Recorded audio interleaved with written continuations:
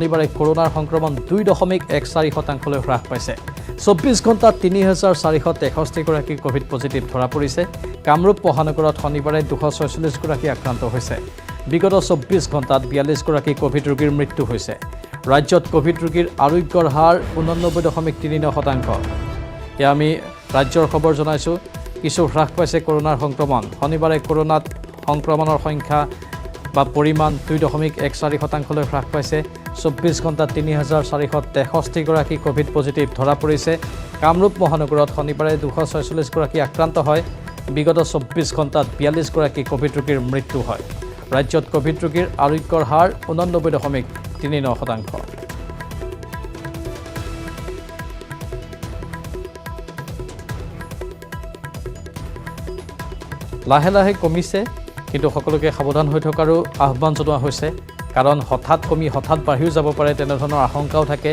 কিন্তু বিশেষজ্ঞই যি মত পোষণ কৰিছে সেই অনুসৰি জুলাই মাহত হয়তো সমগ্ৰ দেশতে একেবাৰেই কমি যাব কৰোনাৰ সংক্ৰমণ এতিয়ালৈকে অৱশ্যে সেইখিনি গৱেষণাৰ ওপৰত বা ধাৰণাৰ ওপৰত কোৱা কথাহে এতিয়ালৈকে কিমান সেইখিনি বাস্তৱ হয় সেয়া হ'ব লক্ষণীয়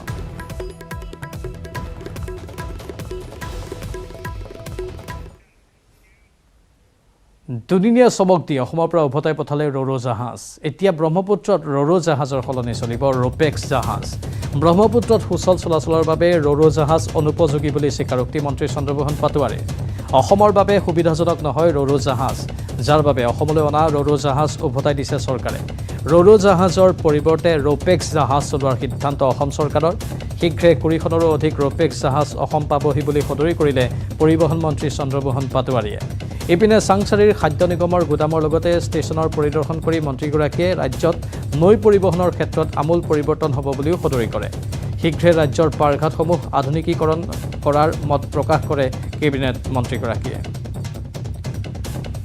এখন অত্যাধুনিক জাহাজৰ আমি অৰ্ডাৰ দিছিল প্লেচ কৰিছিলোঁ কিন্তু মুম্বাইত যিহেতুকে যথেষ্ট পৰিমাণে কোভিডৰ ভয়াৱহ ৰূপ হৈছে যোৱাবাৰো কোভিড তাত যথেষ্ট পৰিমাণে হৈছিল আমি যোৱা বছৰে অৰ্ডাৰ দিছিলোঁ গতিকে 20খন ইতিমধ্যে আমাৰ অত্যাধুনিক জাহাজ আহি পালেহেঁতেন ইমান দিন যদি কোভিড নহ'লহেঁতেন কিন্তু এতিয়াও তৎসত্ত্বেও আমি আমাৰ কমিশ্যনাৰ আদিল খান ডাঙৰীয়া তেখেতে এই ক্ষেত্ৰত তেওঁ CEO ৱৰ্ল্ড বেংকৰ যিটো প্ৰজেক্ট চলি আছে তাৰে তেখেতসকলে লাগি মিলি এতিয়া 3খন আমাৰ আহি পাইছে আৰু বাকীকেইখন অতি সোনকালে আহি পাব আৰু তাৰ উপৰিও আমি কিছুমান জেটি বনাবলৈ লৈছোঁ গতিকে জল পৰিবহণৰ ক্ষেত্ৰত আমি কিছুমান অত্যাধুনিক সুবিধা জেটি মানে য'ত ধুনীয়াকৈ আমাৰ এতিয়া যিবিলাক পাৰঘাট আছে পাৰঘাটবিলাক কি হয় আমাৰ অতি মানে অৱস্থা অতি বেয়া তৰ্জাৰ বেৰৰ কিবা এটা ঘৰ থাকে মানে একদম ভাল নহয় দেখিবলৈ গতিকে আমি বিভিন্ন ঠাইত আমি এতিয়া জেটি বনাবলৈ লৈছোঁ অত্যাধুনিক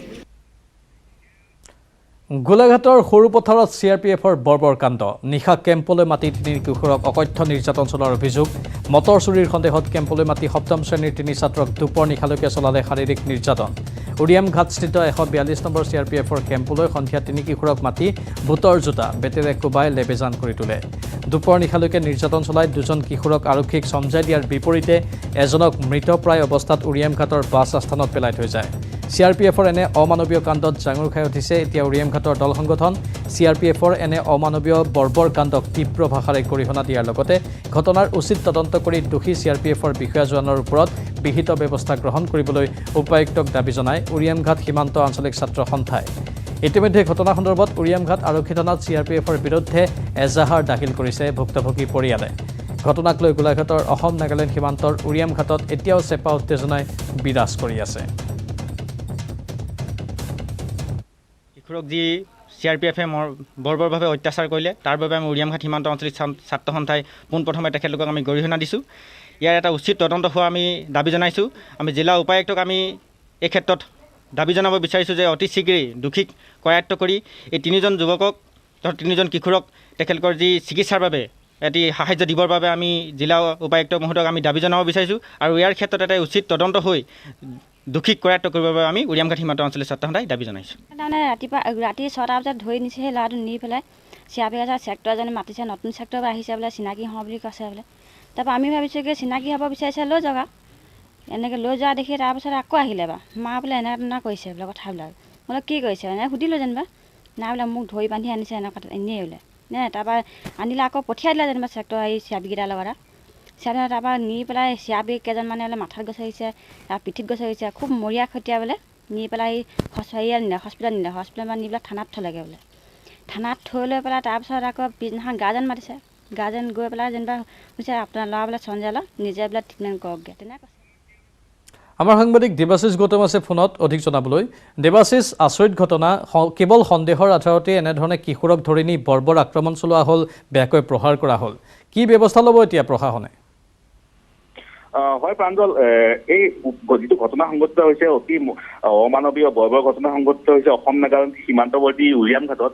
আৰু উৰিয়াম ঘাটৰ CRPFৰ 142 নং কেম্পলৈ মাতি নি এই 3জন ল'ৰাক যি ধৰণৰ অত্যাচাৰ কৰা হ'ল সেই গোটেই ঘটনাটো সামগ্ৰিকভাৱে বৰ্তমান ধনশিৰি মহকুমাতে ব্যাপক চাঞ্চল্য সৃষ্টি কৰিছে।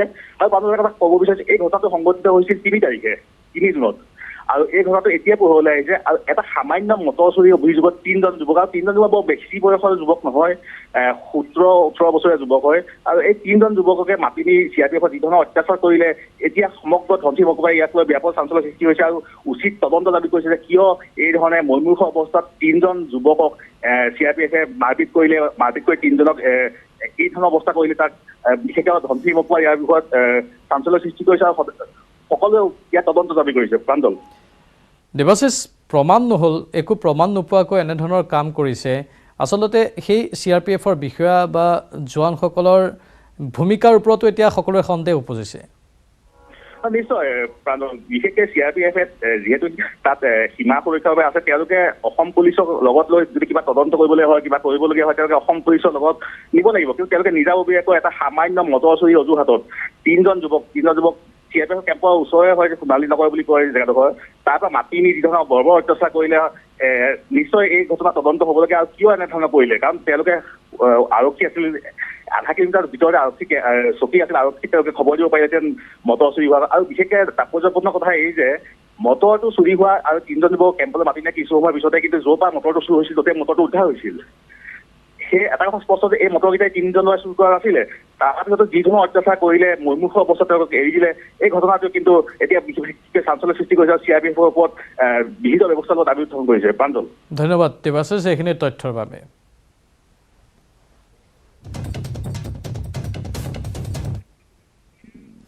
কলিয়াবৰৰ মিছাত টকাৰ উজান, আৰক্ষীৰ তালাচীত জব্দ 21,39,800 টকা। এখন বলেৰো বাহনৰ পৰা জব্দ হৈছে বৃহৎ ধনৰাশি। জব্দ কৰিছে বৃহৎ পৰিমাণৰ আগৰ কাঠ, টকা আগৰ কাঠসহ 3জনক আটক কৰা হৈছে। তেওঁলোক মিণ্টু আলী, আমিৰুদ্দিন আৰু শেখজিল আলম। তৃতীয় 3জন আগৰ ব্যৱসায়ৰ লগত জড়িত। আমি জনাইছোঁ আপোনালোকক কলিয়াবৰৰ মিছাৰ খবৰ, য'ত টকাৰ উজান উঠিছে। আৰক্ষীৰ তালাচীত জব্দ হৈছে 21,39,800 টকা। এখন বলেৰো বাহনৰ পৰা জব্দ হৈছে এই বৃহৎ ধনৰাশি। জব্দ কৰিছে বৃহৎ পৰিমাণৰ আগৰ কাঠ, টকা আগৰ কাঠসহ 3জনক আটক কৰা হৈছে। তেওঁলোক হ'ল মিণ্টু আলী, আমিৰুদ্দিন আৰু শেখজিল আলম। তৃতীয় 3জন আগৰ ব্যৱসায়ৰ লগত জড়িত। ক্ৰিমিনেলে যিকোনো কাম যিকোনো কণ্ডিশ্যনত কৰি থাকিব পাৰে, গতিকে সেইটো কাৰণে আমি সতৰ্ক আছোঁ কাৰণে আজি আমি এইখিনি আমি ধৰিবলৈ সক্ষম হ'লোঁ। আৰু যদি আমাৰ ধৰক এলাৰ্ট নাথাকিলে হয় তেতিয়াহ'লেতো আমি আমাৰ হাতৰ পৰা সাৰি গ'লে হয়। কিন্তু ধনখিনিতো যিহেতু তেওঁলোকে আমাক একো ডকুমেণ্টছ টেক্সৰ হওক বা GST কোনো ডকুমেণ্টছ দেখাব পৰা নাই, সেইটো আমি বৰ্তমান অবৈধ বুলিয়ে ধৰি লৈছোঁ। সেইটো কাৰণে আমি চিজ কৰিছোঁ আৰু এই সংকাতত আমি এটা মহৰ ৰুজু কৰিম। আমি বৰ্তমান 3জনক আটক কৰিবলৈ সক্ষম হৈছোঁ। আৰু ইয়াৰ লগত যিখিনি ইনভল্ভ আছে তেওঁলোকক সোধপোছ কৰি তেওঁলোকৰ লগত কোন কোন জড়িত আছে, কাৰ কাৰ নাম আহে, আৰু আমি গোটেইখিনি আমি ইয়াৰ পিছত আমি পৰৱৰ্তী পিছত আমি তেওঁলোকক আটক কৰিবলৈ আমি চেষ্টা কৰিম। ইউৰো কাপত বৃহৎ অঘটন। শনিবাৰে ডেনমাৰ্ক আৰু ফিনলেণ্ডৰ লীগ খেলৰ মাজতেই সংঘটিত হয় এই শোকাবহ ঘটনা। খেল চলি থকাৰ মাজতেই খেলপথাৰতেই ঢলি পৰিল ডেনমাৰ্কৰ তাৰকা খেলুৱৈ ক্ৰিষ্টিয়ান এৰিকছেন। খেলপথাৰতেই ক্ৰিষ্টিয়ান এৰিকছেন মূৰ্ছা যোৱাত মুহূৰ্ততে লাগিল হোৱা-দোৱা। খেলখন চলি থকাৰ 43 মিনিটত 29 বছৰীয়া তাৰকা খেলুৱৈ ক্ৰিষ্টিয়ান এৰিকছন মূৰ্ছা যায়। ততাতৈয়াকৈ ফুটবলাৰগৰাকীক চিকিৎসকৰ দলে প্ৰাথমিক চিকিৎসা প্ৰদান কৰি হস্পিটেললৈ প্ৰেৰণ কৰে। লগে লগে ফুটবল বিশ্ব শোকাহত হৈ পৰে। বিশ্বৰ প্ৰতিটো প্ৰান্ততেই তাৰকা ফুটবলাৰগৰাকীৰ আশু আৰোগ্য কামনাৰে প্ৰাৰ্থনা কৰে ফুটবল অনুৰাগীয়ে। ইফালে সম্প্ৰতি ক্ৰিষ্টিয়ান এৰিকছেনৰ স্বাস্থ্য সুস্থিৰ বুলি জনাইছে কৰ্তৃপক্ষই। প্ৰথমে এৰিকছেনৰ অৱস্থাৰ প্ৰতি লক্ষ্য ৰাখি খেলখন স্থগিত ৰখা হয়, কিন্তু চিকিৎসকে তেওঁৰ অৱস্থা সুস্থিৰ বুলি জনোৱাৰ পিছতেই পুনৰ অনুষ্ঠিত হয় খেলখন।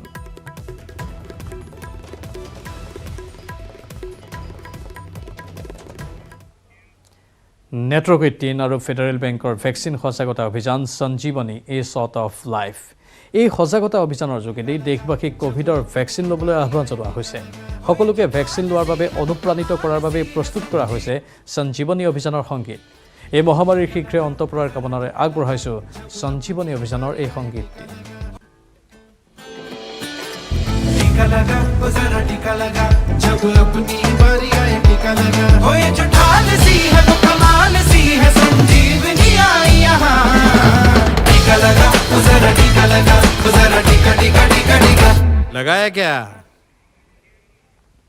এবাৰ নিশা ধুবুৰীত আৰক্ষীৰ গুলীচালনা গৰুৰ চোৰাং বেপাৰীলৈ লক্ষ্য কৰি গুলীচালনা ঘটনাস্থলীৰ পৰা পলায়ন 7টা চোৰাং গৰু বেপাৰীৰ চোৰাং বেপাৰীৰ কবলৰ পৰা উদ্ধাৰ হৈছে 32টা গৰু নাৱেৰে গৰুসহ বাংলাদেশলৈ গৈ আছিল বেপাৰীকেইটা ধুবুৰীৰ আৰক্ষী অধীক্ষক অভিজিত গৌৰৱৰ নেতৃত্বত এই অভিযান আমি আকৌ এবাৰ জনাইছোঁ আপোনালোকক নিশাৰ ভাগত ধুবুৰীত আৰক্ষীৰ গুলীচালনাৰ খবৰ গৰুৰ চোৰাং বেপাৰীলৈ লক্ষ্য কৰি এই গুলীচালনা সংঘটিত হয় ঘটনাস্থলীৰ পৰা পলায়ন 7টা চোৰাং গৰু বেপাৰীৰ চোৰাং বেপাৰীৰ কবলৰ পৰা উদ্ধাৰ হৈছে 32টা গৰু নাৱেৰে গৰুসহ বাংলাদেশলৈ গৈ আছিল বেপাৰীকেইটা ধুবুৰীৰ আৰক্ষী অধীক্ষক অভিজিত গৌৰৱৰ নেতৃত্বতেই এই অভিযান চলোৱা হয়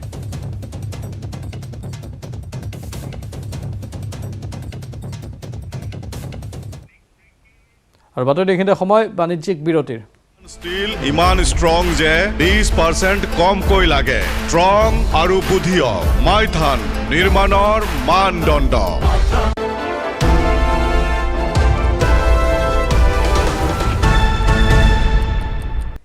2020 চনতে সৰুসজাইত স্থাপন হোৱা কোভিড কেয়াৰ হস্পিটেলখনত চাফ চিকুণ ভিতৰত থকা কোভিড ৰোগীসকলক শুশ্ৰূষা কৰাৰ বাবে নিয়োজিত কৰা হৈছিল 37 জন যুৱক যুৱতীক তেওঁলোকে কৰি গৈছিল নিজৰ কাম এই বৰ্ষতো নিয়োগ কৰা হৈছিল এই 37 জন যুৱক যুৱতীক বিগত 2 মাহ উকলাৰ পিছতো প্ৰাপ্য দৰমহা নোপোৱাত ক্ষোভিত হৈ পৰিছে এইসকল কোভিড যোদ্ধাৰ সেনানী স্বাস্থ্যমন্ত্ৰীগৰাকীয়ে পূৰ্বৰ 12,000ৰ বিপৰীতে এবাৰ 16,000 টকা দিম বুলি কৈছিল যদিও দৰমহা নোপোৱাত ঘৰ চলাত অসুবিধা হৈছে এইসকল ৱাৰ্ড বয় ৱাৰ্ড গাৰ্লৰ যদিহে দৰমহা নিদিয়ে তেতিয়াহ'লে কৰ্মবিৰতি পালনৰ হুংকাৰ এইসকল যুৱক যুৱতীৰ যদিহে অনাস্থা আনে নতুনকৈ স্থাপন হোৱা 300 বিচনাযুক্ত কোভিড হস্পিটেলখন চলাত এক প্ৰকাৰ অসুবিধাৰ সন্মুখীন হ'ব স্বাস্থ্য বিভাগ সময় থাকোঁতে স্বাস্থ্য বিভাগে গুৰুত্ব প্ৰদান কৰক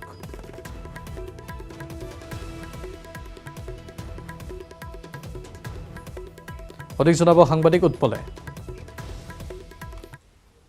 5 কোটি টকা ব্যয় সাপেক্ষে চৰকাৰ প্ৰশাসনে নতুনকৈ স্থাপন কৰিছে 300 বিচনাযুক্ত কোভিড কেয়াৰ হস্পিটেল কিন্তু তাত থকা যিসমূহ ভিতৰৰ কাম কৰিব লাগে সেইসকলে দৰমহা পাইছেনে কিন্তু তাক লৈ এই মুহূৰ্তত এক ডাঙৰ প্ৰশ্ন হৈছে বিগত 2 মাহ ধৰি তেখেতসকলে অহৰ্নিশে কাম কৰি আছে ৱাৰ্ড বয় হিচাপে বা ৱাৰ্ড গাৰ্ল হিচাপে 60জনকৈ যুৱক যুৱতী কিন্তু 60জনকৈ যুৱক যুৱতী এতিয়া দৰমহা নোপোৱাত তেখেতসকলে সেই কাম কাজৰ পৰা বিৰতি অৰ্থাৎ অস্থায়ীভাৱে তেখেতসকলে কাম কাজ নকৰাৰ এক প্ৰকাৰ হুংকাৰ দিছে কিয়নো 2 মাহ ধৰি তেখেতসকলক দৰমহাৰ পৰা বঞ্চিত কৰি আহিছে আজগৰ আলী নামৰ এজন ঠিকাদাৰে তেখেতসকলে কাম দিম বুলি আনিছিলে আৰু সেই কামৰ বিনিময়ত 12,000 টকা দিয়া কথা আছিলে কিন্তু তেখেতসকলে স্বাস্থ্যমন্ত্ৰীক লগ কৰাৰ পিছত স্বাস্থ্যমন্ত্ৰীয়ে সেই ধন 4,000 টকা বৃদ্ধি কৰি 16,000লৈকে কৰা বুলি আশ্বাস দিছিলে তাৰে পৰৱৰ্তী পৰ্যায়তো কিন্তু আজগৰ আলীয়ে সেই ধন মুকুলাই দিয়াৰ অভিযোগ উত্থাপন হৈছে আৰু এনেদৰে আজি ৰাতিপুৱাৰ ভাগতে তেখেতসকলে কাম ধৰ্ণা দি এনেদৰে ওলাই আহিছে যাতে তেখেতসকলে এক প্ৰকাৰ ভিতৰত কাম নকৰাৰ হুংকাৰ দিছে কিয়নো ভিতৰত যিহেতু 300কৈ কোভিড ৰোগী আছে আৰু তেখেতসকলক এইসকল ল'ৰা ছোৱালীয়ে বা যুৱক যুৱতীয়ে তেখেতসকলৰ যি খাদ্যৰ পৰা বস্তুলৈকে সকলো ধৰণৰ সামগ্ৰী তেখেতসকলে যোগান ধৰে তেনে পৰিপ্ৰেক্ষিতত যিহেতু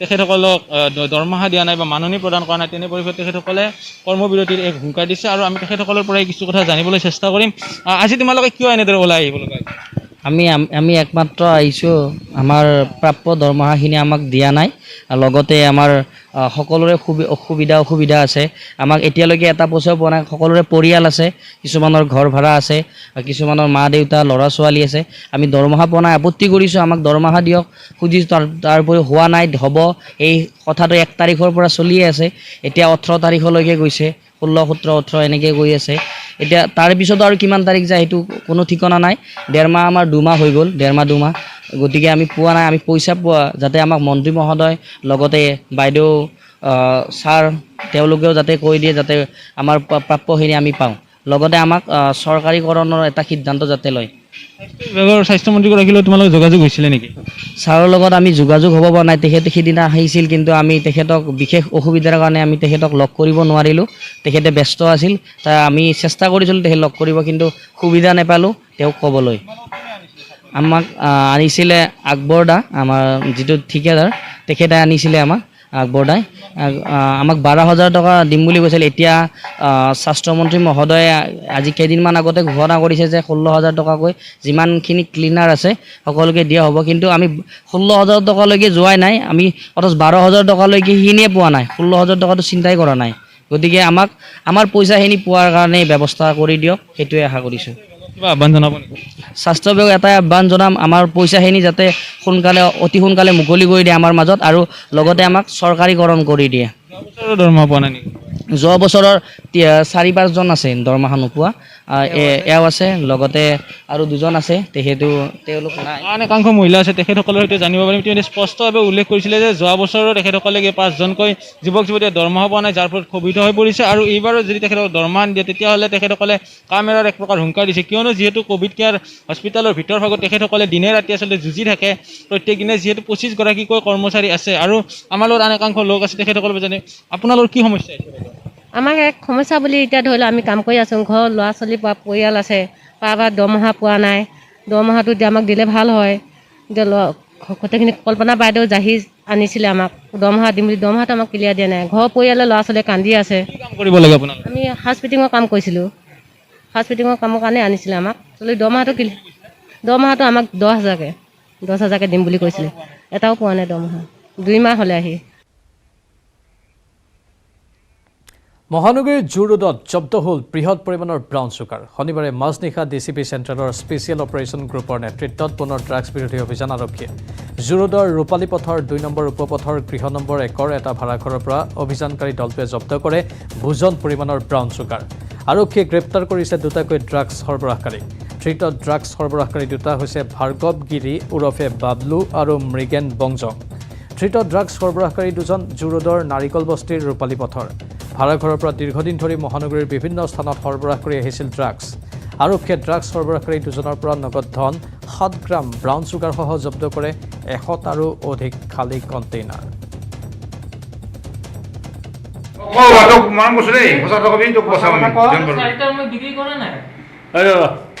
কি নামটো?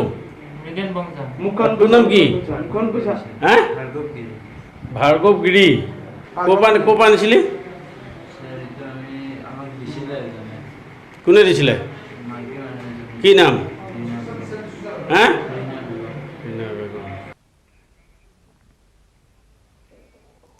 হুজাইৰ উদালি আৰু বিশ্বনাথৰ মাজুলীগড় চাহ বাগিচাৰ চিকিৎসক নিগ্ৰহৰ ঘটনা মাৰ নৌজাওঁতে গহপুৰৰ নিৰ্মলা চাহ বাগানত সংঘটিত হ'ল চিকিৎসকক মাৰপিট কৰিবলৈ উদ্যত হোৱা ঘটনা। নিৰ্মলা চাহ বাগিচাৰ চিকিৎসক সীমান্ত বৰুৱাৰ ঘৰ 2 শতাধিক চাহ শ্ৰমিকে আগুৰি ধৰি চিকিৎসকগৰাকীক বিচাৰি উত্তপ্ত পৰিস্থিতিৰ সৃষ্টি কৰে। চিকিৎসক সীমান্ত বৰুৱাই চৰকাৰী নীতি অনুসৰি বাগিচাৰ শ্ৰমিকসকলক ক'ভিড টেষ্টৰ লগত ভেকচিন ল'বলৈ বাধ্যতামূলক কৰিছিল। টেষ্টত শ্ৰমিকৰ পজিটিভ আহিলে কলাবাৰী ক'ভিড চিকিৎসালয়লৈ প্ৰেৰণ কৰিছিল। ইয়াকে লৈ বাগিচাখনৰ একাংশ শ্ৰমিক জাঙুৰ খাই চিকিৎসকগৰাকীক মাৰিবলৈ উদ্যত হয়। চিকিৎসক পত্নীৰ অভিযোগ মতে 2 শতাধিক শ্ৰমিকে হাতে হাতে দা, জাঠি, জোং লৈ চিকিৎসকগৰাকীক আক্ৰমণ কৰিবলৈ উদ্যত হৈছিল। অৱশেষত ঘটনাস্থলীত ঘাঁহিগাঁও আৰক্ষী উপস্থিত হোৱাৰ পিছতেই পৰিস্থিতি কিছু খাম কাটে যদিও চিকিৎসক সীমান্ত বৰুৱা আৰু চিকিৎসক পত্নী প্ৰাণৰ মমতাত চাকৰিৰ পৰা অব্যাহতি লৈ গহপুৰ ব্ৰহ্মাজানত আত্মীয়ৰ ঘৰত আশ্ৰয় ল'বলগীয়া হৈছে। অধিক জনাব সাংবাদিক পলাশে।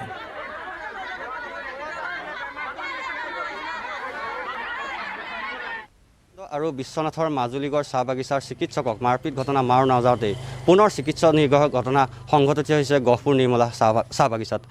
মই উপস্থিত আছোঁ চিকিৎসকগৰাকীৰ কাষত, যিহেতু নিৰ্মলা চাহ বাগিচাত যিসকল শ্ৰমিক আছে, শ্ৰমিকসকলে চিকিৎসকগৰাকীক এক প্ৰকাৰ ঘেৰাও কৰি ধৰিছিল আৰু তাৰ পাছতে এতিয়া প্ৰাণৰ মমতাত জীৱনৰ নিৰাপত্তাহীনতাত ভুগি তেওঁ ব্ৰহ্মাজানৰ জালুকবাৰীৰ আত্মীয়ৰ ঘৰত আশ্ৰয় লৈ আছে। চিকিৎসকগৰাকী আছে, কওকচোন আপোনাৰ কি হৈছিল গোটেই ঘটনাটো? গোটেই ঘটনাটো আপোনাৰ যোৱা শুক্ৰবাৰ দিনা 4:30 বজাত হৈছিলে। মই সেই সময়ত মেডিকেলত উপস্থিত নাছিলোঁ, চাহ বাগিচাৰ মেডিকেলত উপস্থিত নাছিলোঁ। মই আছিলোঁ আমাৰ অফিচত আছিলোঁ। অফিচত থকাৰ সময়তে 250-300 মানুহ আহিছিলে, মেডিকেল ঘেৰাও কৰিছিলে, মোক বিচাৰিছিলে। তেওঁলোকৰ এটা ইছ্যু আছিলে যে ক'ভিডক লৈ কিয় টেষ্ট কৰিব লাগে, টেষ্ট কৰিব নালাগে, ইয়াত পজিটিভ উলিয়াব নালাগে, 1 নম্বৰ কথা। 2 নম্বৰ কথা আছিলে তেখেতলোকে কৈছিলে ইয়াৰ পৰা মানুহখিনি কিয় বাহিৰত পঠাব লাগে, ইয়াতে ব্যৱস্থা কৰিব লাগে ৰাখাৰটো। মই কৈছোঁ এইটোতো সম্ভৱ নহয়, মানুহৰ কিছুমান অক্সিজেনৰ কথা আছে, আইচলেশ্যনৰ কথা আছে, এইটো কাৰণে ইয়াতে আমি ৰখাটো ব্যৱস্থা নহয় এতিয়া। আমি সেইটো কাৰণে ব্যৱস্থা কৰিছোঁ, ধুনীয়াকৈ ভালকৈ থাকিব, তাতে ব্যৱস্থা কৰা হৈছে। তাৰপাছত আপোনাৰ গোটেই মেডিকেলত মোক মানে মাৰিবৰ কাৰণে আহিছিল একচুৱেলি তেখেতলোকে। কিমানমান লোক আহিছিলে? ইয়াত 200-250 মানুহ আহিছে। সেই সময়ত আপুনি উপস্থিত আছিল? মই উপস্থিত নাছিলোঁ, মই সেই সময়ত আপোনাৰ ফেক্টৰী অফিচত আছিলোঁ। মোৰ সেই সময়তে অকল হেৰি মিছেছ আছিলে ঘৰতে। বাংলালৈও গৈছিলে বোলে তেখেতলোক বাংলাত গৈ পেলাই মিছেছক মানে সুধিছে, ডক্টৰক উলিয়াই দিব লাগে, আৰু ডক্টৰ কি কাৰণে উলিয়াই দিব লাগে সেইটো নকয়, সেইখিনি বাকী মিছেছেহে গম পাব। হয়, তেখেতৰ পত্নী আছে, আমি আৰু তেখেতৰ পত্নীৰ পৰা জানিম, যিহেতু আপোনাৰ স্বামী সেই সময়ত উপস্থিত নাছিলে, গোটেই ঘটনাটোৰ সাক্ষী আপুনি আছিলে, গোটেই কথাখিনি কওকচোন, কি হৈছিল? হয়, মানে 4টামান বজাত আহিছে, আহি লৈ মেডিকেলত সোমাই ৰুমটো চাইছে, যোনটো ৰুমত বহি থাকে তাত নাপায়, মোক বাংলালৈ গুচি আহিছে ঘেৰাও দিবৰ কাৰণে। বাংলাত আহি লৈ মই মানে ৰখি আছোঁ, মোক কৈছে ডক্টৰ। ইয়াৰ লগে লগে এতিয়া বাতৰিৰ পৰা বিদায় লৈছোঁ, নমস্কাৰ।